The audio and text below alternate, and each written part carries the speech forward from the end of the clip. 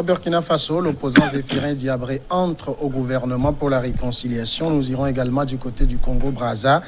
Denis Sassou Nguesso, candidat à 77 ans pour la présidentielle. Le Togo, nous parlerons de la Chambre du commerce. Une délégation spéciale a été mise en place pour conduire les affaires. Et puis, la CAN U17, le Togo n'est pas d'accord avec cette disqualification par l'UFOA. Voilà le menu de ce jour et autour du plateau pour en parler. Ce soir, je reçois Marc Abouflan, directeur de publication de Faits et Chiffres. Bonsoir Marc. Bonsoir Samuel, bonsoir aux confrères et bonsoir à tous les téléspectateurs.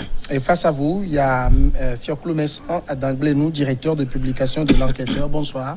Bonsoir chers confrères, bonsoir aux téléspectatrices et téléspectateurs de New York TV. Et à vos côtés, Ambroise Pondio, directeur de publication de The Guardian. Bonsoir. Bonsoir Samuel, bonsoir à tous, bonsoir chers confrères ici présents.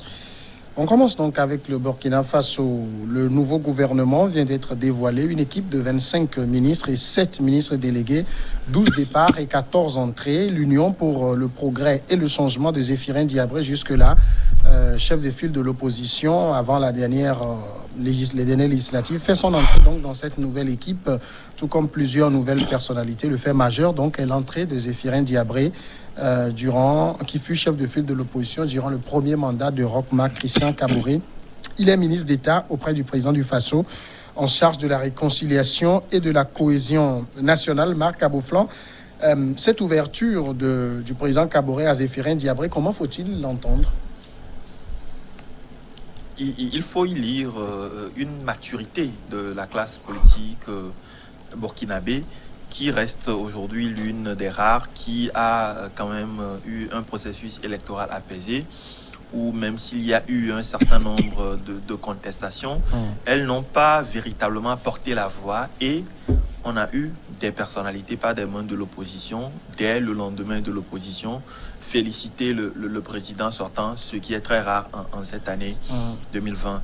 Il faut y lire aussi une volonté d'ouverture et de prise de conscience de la nécessité de composer avec l'opposition traditionnelle du président Roch Marc Kaboré, qui, malgré le fait qu'il est confirmé à son poste de président, a vu émerger une hydre importante qu'il faut combattre aujourd'hui, c'est le CDP, le parti de Blaise Compaoré, qui a fait une percée par rapport en tout cas aux dernières élections, et donc qui sera la principale opposition aujourd'hui de Roch Marc Kaboré, ce qui n'était pas le cas après les dernières élections. Et donc, Marc peut aujourd'hui compter sur le soutien de Zéphirin Diabré et donc de toute l'opposition traditionnelle, puisque Zéphirin était, comme vous venez de le rappeler, chef de file de l'opposition, pour faire face à cette menace un peu que représente le parti de Blaise Compaoré. Et puis, dernière chose, il y a cette volonté de la classe, de la population burkinabé, de voir la classe politique travailler ensemble face aux principaux défis qui ont cours aujourd'hui au Burkina Faso, notamment le défi de l'insécurité, secondo le défi du développement. Les populations, même pendant ces élections, ont exprimé une volonté de voir toute la classe politique composer ensemble face à celui qui naturellement a été élu. Et je pense que le président Roch Kaboré vient de faire un grand pas dans ce sens en nommant Zéphirin Diabré au sein de ce gouvernement. Alors au-delà, mais sans surclou de l'entrée même de Zéphirin Diabré au gouvernement, il y a aussi le libellé du portefeuille qu'il occupe. On parle de réconciliation et de cohésion nationale. C'est tout un symbole. Oui, parce que Zéphirin Diabré et le ministre Kaboré étaient tous entre-temps ministres dans les différents gouvernements de Blaise Compaoré. Et ils étaient tous amis. Ils étaient trois. Le second est décédé courant 2020 ou bien 2019. Et aujourd'hui, la nomination de Zéphirin comme ministre d'État et ministre de la Réconciliation est un cadeau de nouvelles que Kaboré a donné à Zéphirin, en ce sens qu'il a reconnu sa défaite, il a félicité le président et il a un aura dans la population comme leader de l'opposition. Il a été chef de file de l'opposition pendant 5 ans. Et au Burkina Faso, à la date d'aujourd'hui, on peut dire que la classe politique burkinabé est respectée et respectable. Parce que depuis un certain temps, la transhumance politique est presque bannie dans ce pays. Et la révolution de Thomas Sankara a fait changer les mentalités des Burkinabés. Les Burkinabés se sont tenus debout pour dire non à Blaise pour le changement de constitution. Blaise est parti. Et depuis cet instant, le Burkina est sur un nouvel élan au niveau de la démocratie, au niveau du développement. Ce qui veut dire que sa nomination est un plus pour le président. Il a scellé cette alliance pour mieux sauter. Et parce que Zéphirin est un expérimenté, un digne fils du pays qui maîtrise bien la classe politique burkinabé. Sauf que le CDP de Blaise demeure aujourd'hui l'opposition au gouvernement actuel. Alors, entrer au gouvernement au titre de ministre en charge de la réconciliation, est-ce que le Burkina Faso d'aujourd'hui a un problème à régler côté réconciliation? On n'a pas l'impression d'avoir des divisions dans ce pays. Oui, d'abord, l'entrée au gouvernement de Zéphirin Diabré, il y a deux éléments qui ont concouru à cet événement. Le premier élément, c'est les reliquats de la révolution de Sankara, c'est-à-dire sankariste, que Roch Marc-Christian Kaboré, même si timide, certains le pensent, et flexible, a voulu mettre en exergue, parce que c'est un héritage que aucun Burkinabé ne peut laisser au carreau. Et tous sont dans cette même dynamique pour pouvoir sauvegarder l'héritage révolutionnaire et toutes ses conséquences et l'impact dans la vie politique, économique, sociale du Burkina Faso. Ça, c'est le premier élément. Le second élément, effectivement, c'est le caractère, c'est-à-dire la réconciliation que le Burkina a besoin, l'union sacrée, plutôt, que le Burkina a besoin autour du chef de l'État en face des défis sécuritaires. Parce que la sécurité est l'enjeu majeur aujourd'hui, au même titre que la réconciliation. Plus nous sommes unis, comme on le dit souvent, plus nous pouvons combattre l'ennemi. Et donc, le cas Blaise Compaoré est toujours d'actualité et sur le tapis. Alors, si le monsieur a pu se sortir d'affaires au cours de ces dernières élections, c'est parce qu'il a eu à faire des promesses à l'endroit du camp Compaoré, surtout à l'endroit du président Compaoré, et laissant entrevoir une piste de son retour au pays, parce que beaucoup en ont réclamé.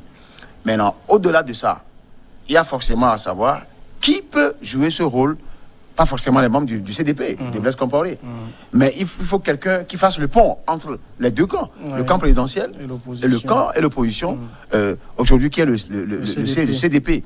Donc, la meilleure personne à trouver pour jouer, c'est celui-là qui déjà était opposant et qui est toujours opposant, qui a joué le rôle de chef de file de l'opposition. S'il arrive à incarner ce rôle, tout le Burkina serait réconcilié et tous les Burkinabés seraient unis. Alors, c'est vrai qu'on peut faire une comparaison sans toutefois quitter le champ burkinabé, en allant un peu vers la Côte d'Ivoire avec Akabé, Kokona Bertin, qui a joué le rôle de Judas entre-temps, mais qui, entre-temps, les deux choses ne sont pas comparables. Mais c'est le rôle qu'il tente aussi de jouer Alassane Ouattara là-bas, sauf qu'il a fauté en octroyant ce poste à quelqu'un qui est déjà un transfuge du PDCI et qui devient un problème pour le camp du PDCI qui, visiblement, ne pouvait pas atteindre la mission ou l'objectif fixé par Alassane Ouattara, contrairement à Kaboré, qui pouvait réussir sa mission en confiant cette délégation de pouvoir à M. Zéphirin Diabré pour pouvoir jouer le rôle de médiateur. Là, on pouvait espérer beaucoup de choses. Plus ils sont unis, plus les djihadistes seront en déroute. Zéphirin Diabré est quand même ministre dans le gouvernement de Roch Kaboré. Est-ce que ça n'étonne pas dans la mesure où on a vu sa campagne et comment il a été, on me dira que c'est la politique, mais comment il a été véhément envers le bilan, la politique même de Roch Kaboré. Est-ce qu'il y a compatibilité aujourd'hui? Oui, il y a forcément compatibilité. C'est vrai que c'est la politique, mais aussi, je le disais tout à l'heure, ça dénote de la maturité de la classe politique. Quand on va on est en campagne, on y va avec toutes les armes. Mais une fois la campagne terminée, on se range et on se met au travail. On a encore 5 ans pour laisser celui que le peuple burkinabé a librement choisi se mettre au travail.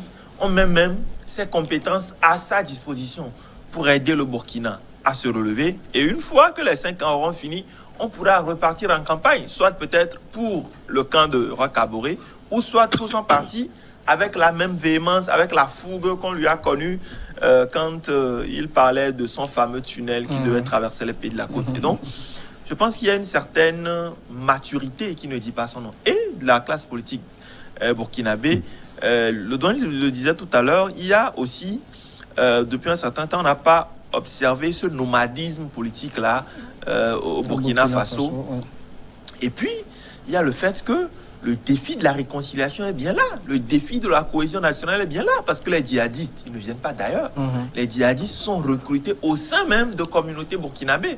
Ceux qui menacent aujourd'hui l'intégrité du Burkina Faso, ceux qui menacent la sécurité des Burkinabés, ce ne sont pas des personnes venues d'ailleurs.